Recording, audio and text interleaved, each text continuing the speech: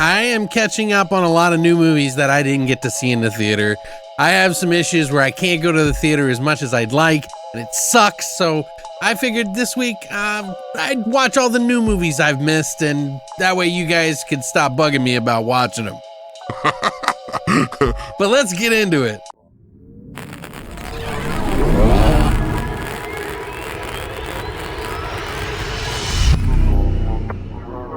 What's up, guys, and welcome back to Beyond the Void. My name is Alex, and today we're going to be doing all those new movies for the weekly watch list. That's right, we've got a bunch of new stuff and a couple that I thought weren't going to really make the list, but I wanted to watch it. I was in the mood for some big budget movies. Sometimes you just get in the mood. I don't know if you guys feel that way sometimes. I always am digging deep to find all these like rare gems. Sometimes it's like nice to just go click and turn off my brain and just kind of watch like fun entertainment stuff. So I got like 5 movies that I watched that are coming out this week or have come out recently or are relatively new. Any of the links to any of the physical media to any of these movies will be located down below. And of course, I'll tell you where to find them online. So if you want to watch them for yourself, you know the drill. Also, real quick, we got a live stream going on tonight on the 24th, this Monday, today, with Splattercast and Rockland Graves for our Beyond the Splattered Graves live stream that we do every couple of weeks. We're going to do a hangout. We're going to do a spoiler-free review of The Invitation and then get into spoilers after, so if you want to stick around for that. Also, a couple of you guys reached out to me through email recently asking how you could help out the show. That means more to me than you even realize. If you ever want to help out, you can donate to the channel via PayPal. We have it in our link tree and on our website at longlivethevoid.com. You can also help out by donating movies from our Amazon wish list that we can review on the channel. We'll give you a shout out. And if you ever buy anything from our Amazon store, it gives us just a few pennies here and there. In fact, if you don't have money, no worries. If you just watch these videos to the very end, it actually pumps the algorithm up so that it actually reaches more people to follow this show. And that goes a long way to help out, believe me. So thank you if you can. So without further ado, let's get into this weekly watch list. So first up, we have The Gorge. This is a movie that just came out at the beginning of the year that I was like, wow, they're really kind of throwing this out in the middle of like the no zone, you know, because a lot of the movies that come out in the early part of the year are ones that they feel like might be a risk and they just kind of throw into that zone. Although things have been changing over the years, so, you know, maybe that's changed a little bit. I wanted to go see this in the theater. I didn't get a chance to, but this one is about 2 highly trained snipers who fall in love. It sounds a little cheesy, but yes, it is about 2 highly trained snipers who are on both sides of a large hole in the ground where they're in towers and they have to watch and protect anything from coming out. They know nothing about what's going on in this place. They do not know each other. In fact, they're told not to talk to one another. They're there for a whole year and, you know, boredom sets in. They start talking to each other through boards and things across the way.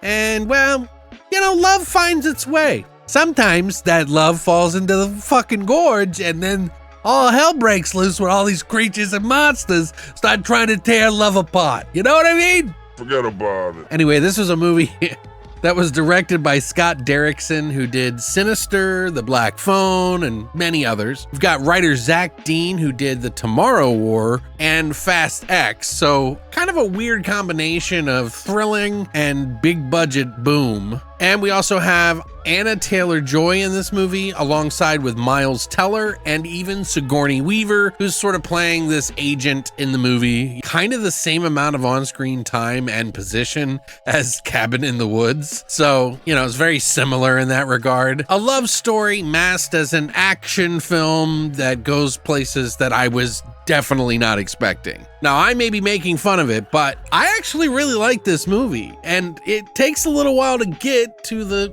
really good stuff, unless you do like romance, but when it does, holy crap. I was like, oh my God, this is some nightmarish, Lovecraftian, dark fantasy type fucking, what is going on? which I think a lot of people might actually be turned off by some of the CGI in this movie a little bit, but it's just so creative and different than I've seen in a mainstream movie that I kind of welcome it. Yeah, sure, CGI, I don't like it all the time, but occasionally it fits in places that you really can't do it practically. Would I have loved to see more practical stuff? Of course.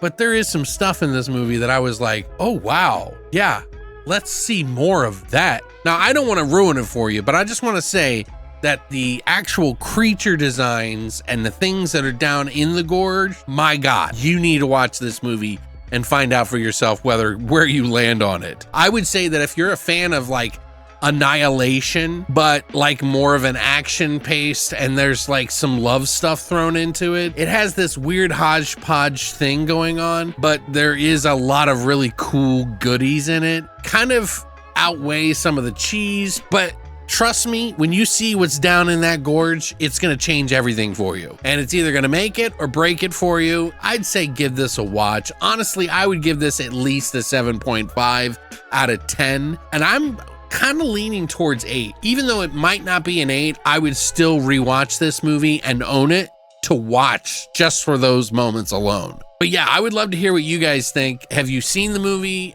Are you gonna watch the movie now? Are you gonna pick it up? If you wanna watch this, you're gonna have to watch it on Apple Plus, which you can get on other platforms now. So if you wanna do the subscription or whatever, you have to do it through there. That's the only place.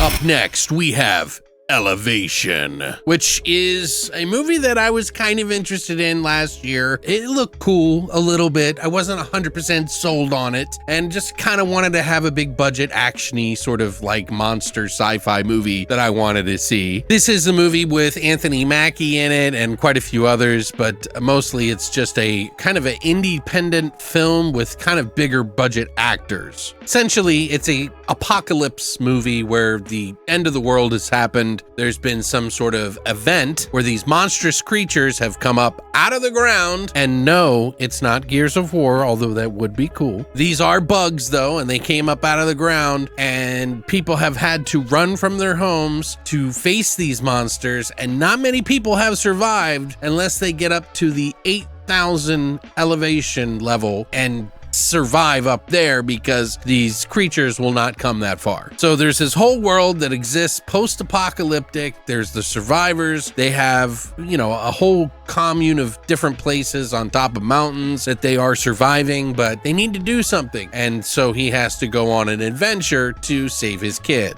Kind of what you expected. It's nothing really that great. It really didn't have as many scenes of action and the bugs as I felt like it should have had. I understand that CGI is a little bit easier to do nowadays, and obviously they made this a big story, but a lot smaller than I was expecting. They do get into sort of a bigger area where more bugs and stuff like that come out at the end of the movie. There is a couple of moments throughout the film, obviously, that they show these things. This is by director George Nolfi, who did The Adjustment Bureau. Remember that Matt Damon movie where they had to readjust the world because somebody changed something? And then there's The Banker that this director did as well. It's not poorly acted necessarily, but it's extremely tropey, so just know what you're getting in for. It feels like most other alien or monster movies, like there's always certain archetypes of different characters that they have to go and are forced into this situation to go do it, and nothing goes according to plan, and then hooray by the end of the movie. But it's definitely got some budget, but I'd rather watch something like Skyline, which did it better, in my opinion, because if it's gonna have CGI in it, I want grandiose style stuff. And to me, Skyline is not a bad movie, although a lot of people really didn't like it. Now, what I think really hurts this film is its budget. And the reason I say that is not because it doesn't look good or it isn't doing things well or it doesn't have enough necessarily. There is just that connection that people have with an apocalyptic film, or even say like a zombie film. Everybody loves a zombie film where the outbreak occurs and we all experience all the tragedy together. It's like that rush you get, you know, like we all like that rush in the very beginning, mixed with like the characters' struggles and the ones that survive and the ones that die, so you can connect and bond with those characters. Because this movie takes place after those events, it sort of like cuts out the best part in a way. And I understand, like I said, it's probably a budgetary reason why they couldn't do all that. They had a limited amount of money and they wanted to tell a story like this. So I can't fault it, but it definitely is a little lacking. I'm kind of low on this, but I also want to give it the credit that it's due. I'm kind of at a 5.5 or a 6 out of 10. This is not a bad movie. It's just not changing the game in any significant way. And it just dropped on Max. So if you have a subscription to Max, you can watch it on there. There is a Blu-ray though. So if you do want to pick it up anyway, because you like these kind of movies, it's pretty affordable. So I'll put a link down below. Up next, we got a documentary that I got to see that is new. This is a new release that's coming out on February 25th called Dinner with Leatherface. And this is a documentary that is, man, it packs a punch in the feels. It literally will cut you deep in the feels like a chainsaw, you know what I mean? But if you know anything about the Texas Chainsaw Massacre, you know that the guy who played Leatherface, Gunnar Hansen, is a treasure to the horror scene. He is somebody that everyone in every aspect of horror has been a part of his life in some way, or he's impacted their life in some way. Even Kane Hodder said that he watched his performance in the original movie and it made him want to be an actor. So Gunnar Hansen has made his mark on the world, whether it be on a personal level at a convention or in the filmmaking industry. He was a man that a lot of people adored, and you can tell that in this documentary by just the long, and I'm talking long, list of people who are willing to come out for this documentary. We got people like Bruce Campbell, Barbara Crampton, you know, Kane Hodder, all of the directors that ever worked with him. He worked on a lot of really tiny budget films, and he was a big proponent of like pushing these underground like filmmakers. But the documentary focuses on a couple of different aspects. It focuses on his film career, but it also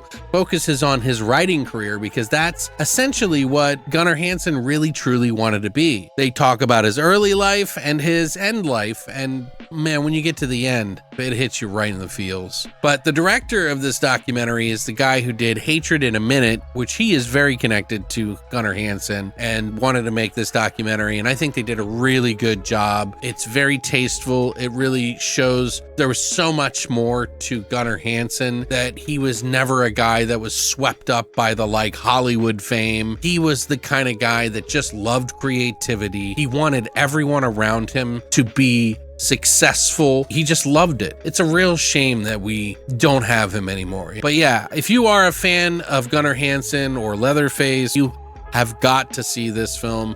I know that it was out digitally everywhere, but this is now on Blu-ray for you. It is actually being put out by Anchor Bay, so they've been putting out a lot of titles like Abruptio and everything. MVD, Anchor Bay, thank you both for sending this out to me to check out and review. Now, I'm going to give you a little bit of extras on here. There is no insert in this audio commentary in this movie that I did not get to listen to. It is with Michael Calillo and editor Josh Wagner, who put this together. You got a lot of extended interviews because they couldn't fit it all into one. Fortunately, even if it's not in the film, there is a load of extras of people talking about all these different stories about Gunnar Hansen, and they're all worth watching, by the way. I watched a large portion of them. We also get a extended interview with Jeff Burr, Michael Flesher, Danielle Harris does a little bit in here. We have the Southern Hospitality trailer and the Tales of Gunnar Hansen, which is more extended stuff about him. I really like this. I would honestly give this an 8.5 out of 10. I was never the biggest, Texas Chainsaw Massacre fan, or even necessarily Gunnar Hansen, but you can obviously tell that this man made his mark in the world in some pretty legitimate and significant ways, and we're not talking the Hollywood way. I highly recommend checking it out. As it stands, I don't think you can watch this online right now, but it is on Blu-ray for the 25th of this month, so if you want to pick up a copy, I got you down below. Up next, we have Companion, which is a movie that just got released on VOD or early watch, which basically means $20 to watch the movie for that early price thing. And I would say that that is kind of up in the air for you to decide. I don't want to tell you whether or not. We'll get into a little bit more details and hopefully you can figure it out for yourself. This movie is a movie that you should not watch the trailer on, by the way. Do not watch the trailer. Don't listen to anybody talking about it other than me, because I will not spoil a fucking thing for you guys. I promise you. All I saw was a girl with white eyes. And then I turned it off. I didn't want to see anything. I didn't want to know anything about this movie. So the less you know about this movie, the better it is. Now, the things I'll tell you, just kind of how I felt about it, general stuff, okay? This is about a weekend getaway with friends at a remote cabin that turns into chaos after it's revealed that one of the guests is not what they seem. This has director and writer Drew Hancock, who worked on a lot of different Tenacious D stuff.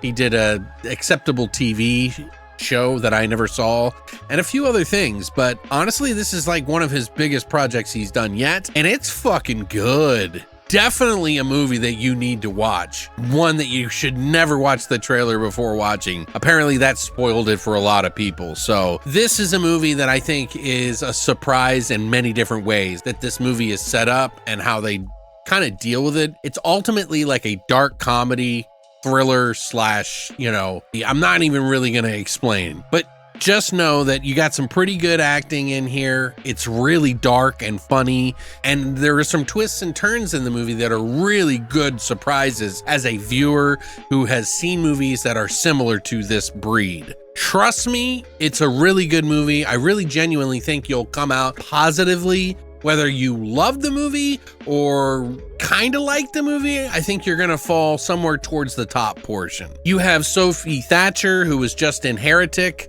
She's in this movie doing a fantastic job. You got Jack Quaid from The Boys, surprised by his role in this movie. There are other cast members like Harvey Guillen, who plays this guy Eli, who's a friend in it, who I absolutely love from What We Do in the Shadows TV show, so he's in it. I think you should watch this without a fucking doubt. Like, as soon as you can watch it and it's affordable for you, I think you'll have a positive experience. I found it extremely funny and just really dark and entertaining. It's something you'll go, oh, whoa, what the fuck? I was not expecting that. And then when it goes there, you're going to be like, okay, how are they going to trope it up? They don't. They do it in a different way. And I really like it. I really like what they did here because they're mixing in two different things. They're mixing in a typical story that you might have seen before, but giving it some more depth and still kind of wrapping it up in a sort of metaphor, and it's really good. Surprisingly good. It's an easy 8.5 out of 10. I would recommend you go see this as soon as you can. There is a Blu-ray that is coming out, so if you want to pick it up, you can. You just want to blind buy it. Just know, if you like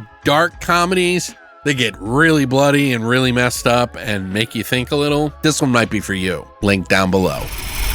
Last, and controversially least, anyway, it's The Wolfman or Wolfman from 2025 that they shoved right in that January slot. Yeah, there's been a lot of people talking about this movie. I tried to kind of, leave their opinions out. This is another $20 rent, so if you're gonna want to watch it, it's gonna cost you a pretty penny to see it. And I think it's divisive enough to just say up front, just wait till it comes to streaming, because honestly, you may or may not like it. Unless you got a room full of people that are like, let's fucking go. They all give you $5 or they all give you $2 and you watch it all sitting down. I wouldn't do it any other way. This movie is Lee Whannell's Wolf movie, Wolfman movie. He did The Invisible Man and Insidious, and obviously with the success of The Invisible Man and how thrilling and deep and thoughtful it was, they were like, hey, what else can you do, buddy? We're seeing a lot of this. Now Eggers is going to do his own Wolfman movie, or Wolf. But this one's about a family. You got Julia Gardner in it, who I feel like she just doesn't get a break in these films. Like, she's done a few already that are kind of iffy. This movie is about a family that's having sort of problems in their life. The father is kind of estranged from his own father, and they have a daughter between the two of them. Life has become pretty mundane and just not working out how they want it to. He gets a call letting him know that one of his family members has passed away, and he goes back to the place where he left and became estranged to kind of reconnect with the nature and the good things that he remembers back then. As the night stretches on, an unseen animal causes them to wreck and be hunted, and so begins Wolfman. Now, I gotta say, this movie was really graphic and gory in a lot of spots. Like, it has a lot of like really messed up effects in it. Like, some of it obviously is CGI, and you'll see that in there, but there's also a lot of practical effects in it, and there were some really body horrific kind of moments in this film. Now, I know a lot of people were really kind of upset about the transformation and how it looked. I personally didn't give a shit. I know that people wanted to see that like half man, half wolf, you know, where he just looks like the traditional sort of wolf man. I thought this was like more obscene and disgusting and perverse and just like crazy looking. It's not a perfect movie. There's some things that they do in this movie that were a little cringe factor with the dialogue or a certain situation and how they kind of played it out. It just didn't feel right in some regards. I didn't really mind this movie. I didn't hate it like everybody else was saying about this movie. I think it was still much better than I was expecting going in. It had a lot of really messed up moments, and they kind of treat the lore a little differently through the eyes of the wolf and like what happens in the movie. I don't want to explain too much because I wouldn't want to spoil it for you, but just know that there is some pretty intense moments that kind of feel very tropey. The typical stuff happens, but it goes exactly where you expect it to for the most part. It just wasn't anywhere comparable to The Invisible Man, like quality and level. It's just a movie that is kind of dark and fucked up and has some pretty decent like effects. Honestly, I wouldn't say this is a terrible movie to watch if you're looking for something to just kind of watch real quick and check out. It does have some graphic, gory parts in it and some moments that you're like, holy shit. I would give it like a 6.5 out of 10, you know?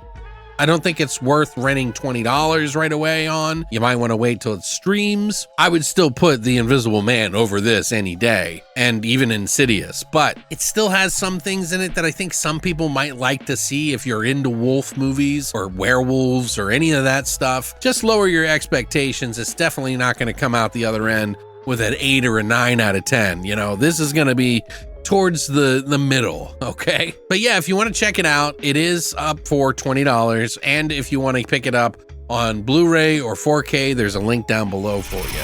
But yeah, guys, that's it. That's everything for my weekly watch list this week. I wanted to try to do some new stuff to try to catch up, and I hope that kind of fills you guys in on some of the other stuff. I plan to do more new stuff, obviously individually. It's just I wanted to try to catch up, and this really helps me kind of like start from scratch and like get caught up so I can, you know, plan things ahead and get things ready for you guys. I really want to go to the theater more, but it is very difficult for me, and I hope you understand that. But I promise you that I have a lot of stuff that you're going to want to check out that maybe you never heard, that's brand new, and I'm going to tell you about it soon. So let me know what you think about these picks in this week's watch list. Do you want to see any of these? Did I convince you to maybe check out some that you wouldn't check out? Which ones did you hate the most? Which ones did you like the most? All that stuff down in the comment section. If you enjoyed this video, please hit the like and subscribe button, and I'll see you next week for another weekly watch list, but we got so much more. So if you haven't seen all my videos, please check them out because I'm going to start pumping them out, and I need your help and support. So thanks for coming by, and as always, long live the void.